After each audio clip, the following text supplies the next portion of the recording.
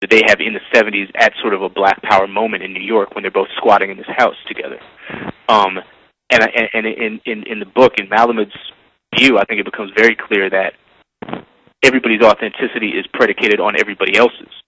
Or if, everybody's authenticity is predicated on everybody else's existence and subjectivity. And I think that,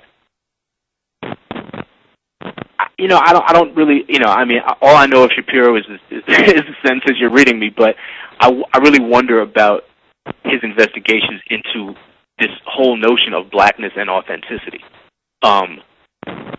Because I think that there's an extremely fraught and complex and ongoing history and discussion of what that means, what authenticity means in the context of blackness. So it doesn't strike me. It strikes me as a little bit glib, I guess.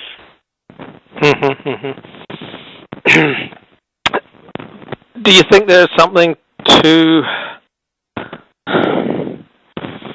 I'm struggling how to phrase this.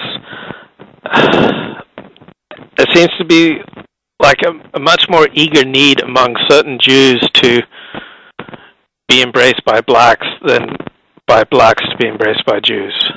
Do you sense that? See that? Not necessarily. I mean, on one hand, yes, and I think that that the story there has to do with an awareness on the part of Jews. First of all, Jews as a subset of white people, people who are seen in the world predominantly as white and have the privileges endemic to that, right? I think what that has to do with is validation, which semantically divorces you from privilege and makes you not have to feel guilty. In other words, if black people accept you, then you don't have to really grapple with what it means to have all of these unearned, inherited, sort of privileges granted to you by society. I think that's been the dynamic, particularly of my generation, of the hip-hop generation, is this notion that this is what my book, Angry Black White Boy, is largely dealing with, is the notion that constant affirmation from black people is the best way to, and that extends to living in sort of a hip multicultural community, and all kinds of other things, is a way to divorce yourself from privilege rather than sort of confronting it and figuring out how it might be dismantled. So I think that need for affirmation is a subconscious or sometimes conscious awareness of privilege, which makes people feel uncomfortable, makes them feel like if they were to really look at it, it would force them to deal with things that are too complicated and too painful for them to really think about. The flip side of that is that I know. Sort of being the guy that I am and moving in the communities I move in, I can't even tell you how many sort of like black Jewophiles I know. How many black friends I have who say, man, I wanted to be Jewish when I grew up, or my community was black and Jewish. I was so comfortable with these Jewish folks. I wanted to be around them. My friend Scott Polson Bryan, who's a writer, an essayist and a novelist who teaches at Brown right now, is one of these folks. Angela Woodson, who is somebody I do a lot of talks with, who works at the Ohio governor's office, is constantly talking about sort of her fond memories of Jews growing up. And I know plenty of black people who speak more Yiddish than I do. I think that there's it's not something that gets a whole lot of attention or is talked about publicly very often. But I think, my experience has certainly been that there is a real reciprocal interest. It's totally anecdotal, of course, but that's what I've seen. Okay, awesome. Anything that I should have asked you about your new book that I have not asked you? Is there anything? Is that what you said? Yeah. Is there anything that I haven't asked you that I should ask you? I mean, I don't know. Probably. It's always interesting to me because any time that I get talking to somebody ostensibly like about my book, particularly somebody who's smart and interesting like yourself, we always end up totally far afield, and it never ends up being like, so tell me about chapter 3, or, why do you use semicolons the way you do? It always becomes like a much broader sort of socio-cultural discussion, which I think is great, and in some ways it's like, that's hopefully, it's like the work of the book is to get some of those conversations going. But, at times it can be, it can be, sometimes I sort of yearn to actually talk about craft, or talk about, sentence structure, or talk about, the book itself in some kind of sustained way that doesn't sort of use it as a point of departure for a whole different conversation, as interesting as that conversation might be. You know what I mean? Yeah. I hear you. And the first 3 chapters seemed quite different than the rest of the book. I'm wondering if I'm just totally out to lunch. But the first 3 chapters seem like very traditional commercial storytelling. I mean that in a positive sense. And then the rest of the book is much more complicated. Is there anything to that?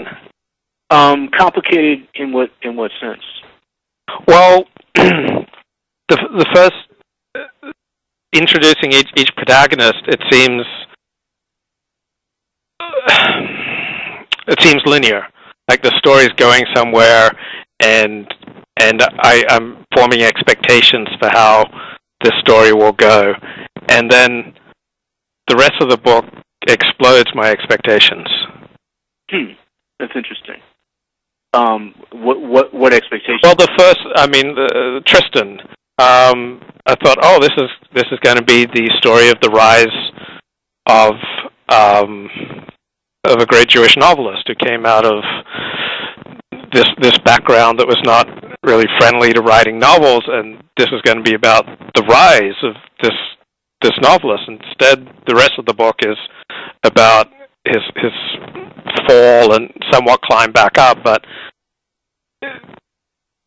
I expected it to be about his rise, and then I expected Nina, this would be about her rise as a great photographer, but really it's about her struggles.